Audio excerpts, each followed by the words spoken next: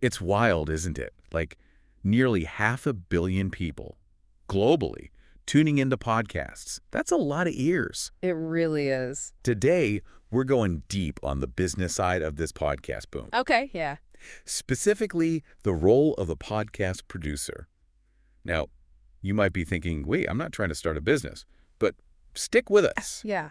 Even if you never touch a microphone, getting how production works, well, it kind of pulls back the curtain on your favorite shows.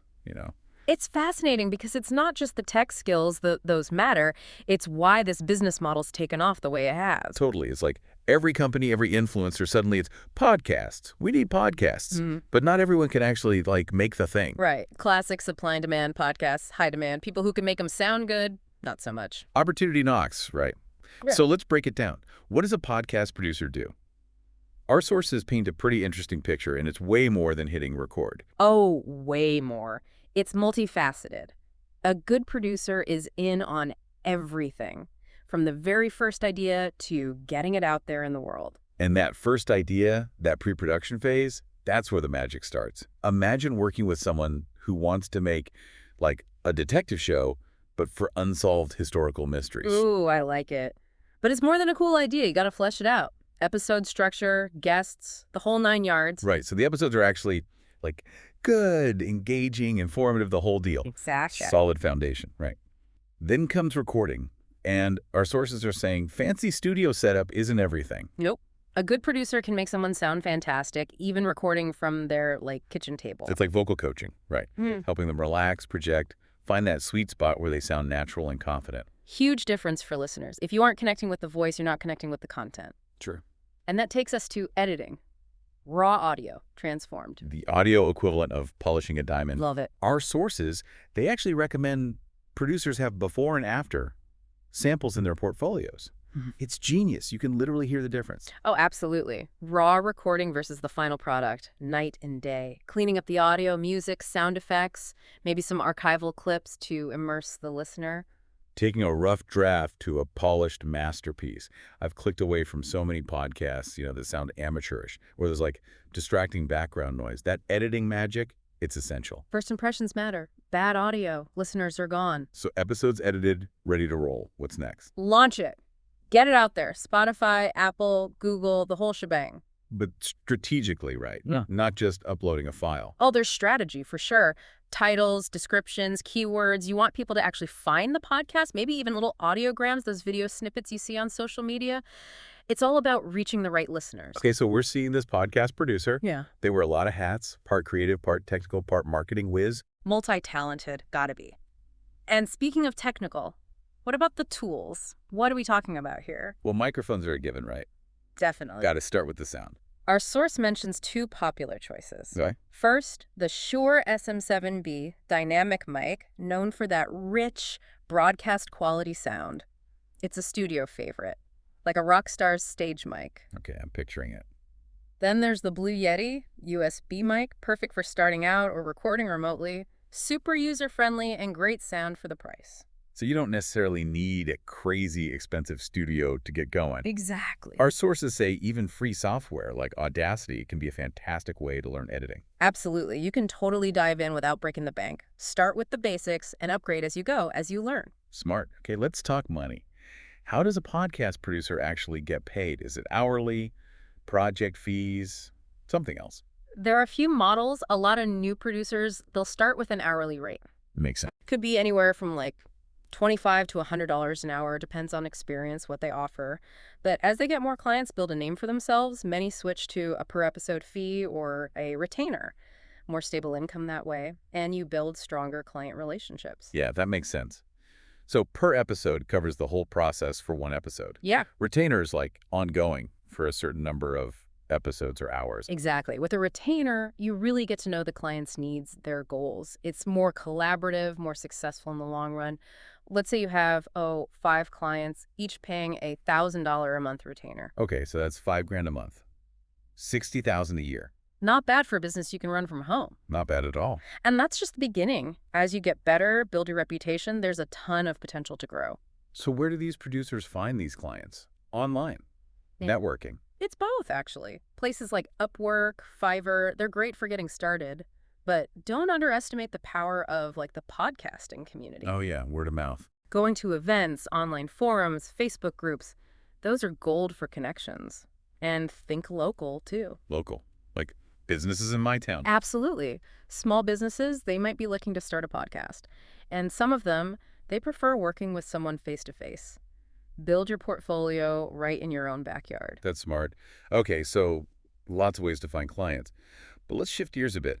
What makes a producer really stand out, thrive in this whole scene? Well, beyond the technical, beyond the business stuff, our sources highlight three big things: managing expectations, building relationships, and always learning. So it's not just the tech, it's the people skills too. 100%. Managing expectations starts with communication up front.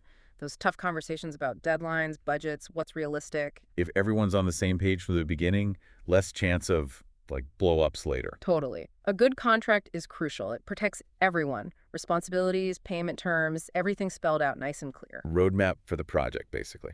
So expectations are managed. But what about juggling multiple projects? Sounds stressful. Oh, it can be. Imagine several projects, all at different stages, each with its own deadlines, its own quirks. Organization is your best friend. I can see it getting messy fast. Project management tools like Trello, Asana, they're lifesavers. It's like having a virtual assistant to keep you on track. Makes sense. But even perfectly organized, you got to stay ahead of the curve, right? This industry moves fast. Right, like the Red Queen and Alice in Wonderland got to run yeah. just to stay in place. Exactly. New tech, new formats. A producer who isn't learning, adapting, they're going to get left behind. Our sources, they stress investing in quality, building those relationships, and expanding your skill set. Makes sense. Break those down. What does investing in quality actually look like? Professional equipment, top-notch editing skills. It's about delivering that high-quality audio no matter what, because even with amazing content, bad audio, it's a killer, like a gourmet meal served on a dirty plate. Ruins the whole experience. Exactly. Then there's relationships. It's more than just, here's your podcast, see ya. You become a partner with your clients. Understanding their vision, their goals, working together to make it happen. Real trust, real rapport. And when you have that, the whole project goes smoother, more creative, more successful. Okay, last one. Expand your service offerings. What else can producers do besides recording and editing?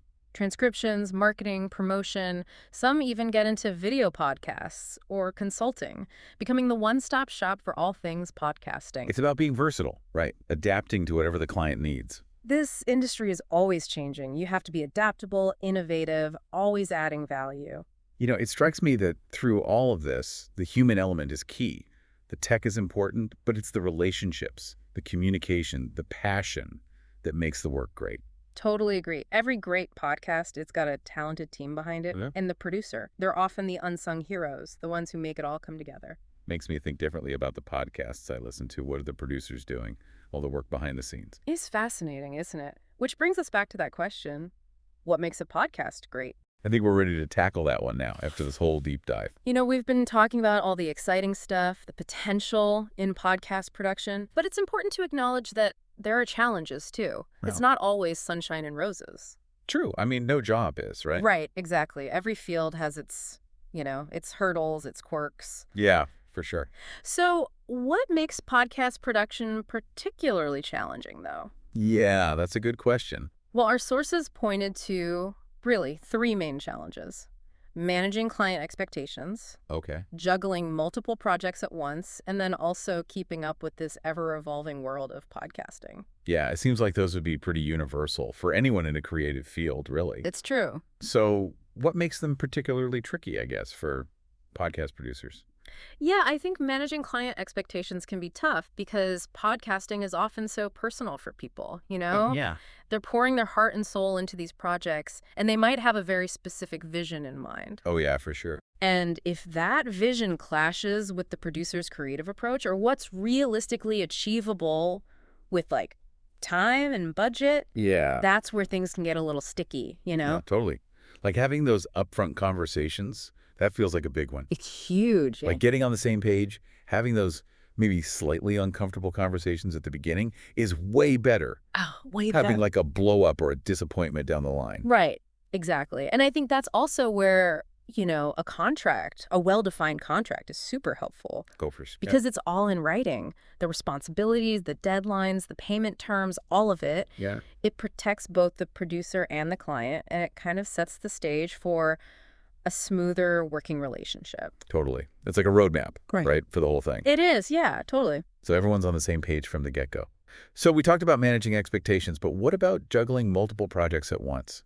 That sounds like a recipe for stress. Oh, it absolutely can be. Imagine having several projects, in different stages of production, Oh my gosh. each with their own unique deadlines and client needs and creative challenges. Yeah. Yeah, totally. Organization and time management are your best friends in that situation. Essential, yeah. Mm.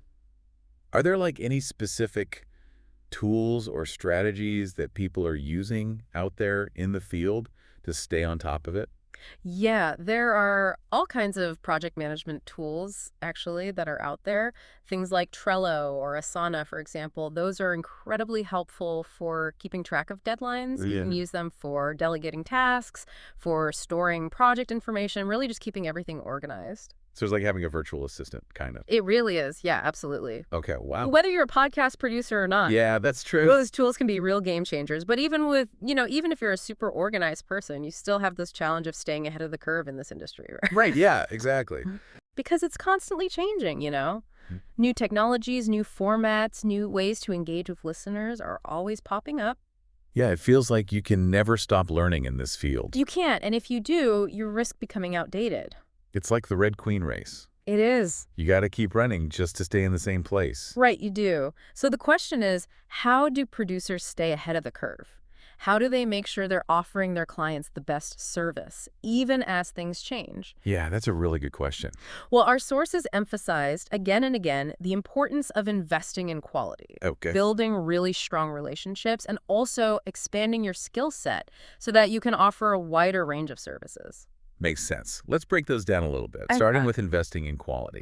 What does that actually mean, practically speaking? I think, practically speaking, it means using professional-grade equipment. Okay. It means honing your editing skills, really just striving to deliver the highest possible audio quality. Yeah, I think that's a huge one. Even if a podcast has amazing content, Yeah. if the audio quality is poor, it can be a real turnoff for listeners. Absolutely. It's like trying to enjoy a gourmet meal that's served to you on a dirty plate. Yeah, totally. It ruins the experience. It does, yeah. So investing in those tools and constantly refining your skills, yeah, that's super important. It's super important for sure, but it goes beyond just the technical, Yeah. building strong relationships is equally as important. Yeah. Yeah. What does that look like in podcast production, though? It's about going beyond simply delivering a service. Okay. You have to become a true partner to your clients, understand their vision, their goals for the podcast. Yeah. It's about building a relationship that goes beyond just a business transaction, right? Right, exactly. It's about building trust and rapport. Yeah. And when you have that foundation of trust and understanding, it just elevates the whole working relationship. Absolutely. It often leads to, more creative and successful outcomes. Okay. And the final point that our sources brought up was expanding your service offerings. Yes. So what are some of the things beyond recording and editing that producers might offer? There's actually quite a lot. It could be things like offering transcription services. Oh, okay. It could be helping clients with marketing and promotion. Okay. Some producers even branch out into video podcast production. Right. Or offer consulting services to clients, maybe to help them develop their podcasting strategy. So it's like becoming a one-stop shop, basically, for all things podcasting. Right. It's about having that versatility and being able to adapt to the client's needs. Adaptability, it seems like a theme here. Yeah, it is. The podcasting landscape is always changing. Yeah. And successful producers are the ones who can adapt, they're innovative, and they're always looking for ways to add value for their clients. Yeah. What strikes me is, through all of this, how important that human element is, it seems like. Oh, yeah. Yes, there's all the technical stuff, there's the equipment, there's the software, but ultimately it's the relationships. It is. It's the communication, it's the passion Yes. that seems like it really makes a difference. It does. You're absolutely right. It's a good reminder that Behind every successful podcast, there's this talented, dedicated team working to make it happen. Yeah. And oftentimes, it's the producers, those kind of behind-the-scenes heroes, who are playing a really pivotal role. Makes me think about all the podcasts that I listen to. Now I'm wondering, who are the producers behind those? Yeah. What's all the work that they're putting in Right. to create those experiences? It's a really interesting thing to think about, isn't it? It is. It brings us back to that question that we posed earlier. What separates a good podcast from a truly great one? Yeah. What keeps us coming back? What keeps us hitting that subscribe button? It's a great question. I think after this deep dive, after learning about all of this, we're ready to really tackle that question. I think so too. Yeah. Okay, so we've really gotten into like the nuts and bolts of this whole podcast production thing. The skills, the business side, the challenges. But let's get to the heart of it. What makes a podcast not just good, but great? What makes us hit subscribe and wait for that next episode? The million-dollar question, right? I don't think there's one secret ingredient. But looking back at what we've learned about the production side, some themes definitely emerge. For me, it's got to sound good. Like if the audio quality is rough, if there's background noise, I'm out. Totally. Like imagine a movie beautifully shot versus a shaky home video. That production quality sets the whole mood, you know? It either pulls you in or it's like, nope. But it's more than just the tech stuff, right? It's Yeah. the content, the stories, the insights, the stuff that makes you think or feel something or even laugh. 100%. A great podcast, it pulls you in, makes you curious. You finish an episode and you're like, give me more. Like you learned something new or saw things differently. And I think that's where the host is so important. A great host, they make you feel like you're just chatting with a friend, even if you've never met him. That connection, that authenticity, it's huge. A good host can make even the most complex stuff relatable. Plus, and let's be real, there are so many podcasts out there. You got to stand out. Originality is key. Oh, definitely. A unique format, a fresh take on something familiar, a deep dive into something super niche. You gotta offer something nobody else is doing. Create something unique, valuable, something that specific audience is craving. And it makes me think all this stuff we've talked about, production, the content, the host, even marketing, it all works together. It's like a symphony, right? Each instrument adds to the whole. And I think this deep dive into podcast production, it's given us a better ear for how that all comes together. It has. Next time I'm listening to my faves, I'm going to be noticing all the little things. Sound effects, music, the pacing, how the host delivers the lines. Real appreciation for what's going on behind the scenes. And hey, maybe this deep dive has even got you thinking about starting a podcast. Ooh, right. The world of podcasting, it's huge, it's growing all the time, there's room for new voices. That's what's so cool. Anyone with a passion, a story, they can find an audience. And now, thanks to everything we've learned, we can go into it with a lot more understanding. Exactly. So, to all our listeners, keep exploring, keep finding new voices, keep learning, and who knows, maybe one day we'll be featuring your podcast on the deep dive. That's a great thought to end on. Thanks for joining us on this deep dive into podcast production. We'll catch you next time.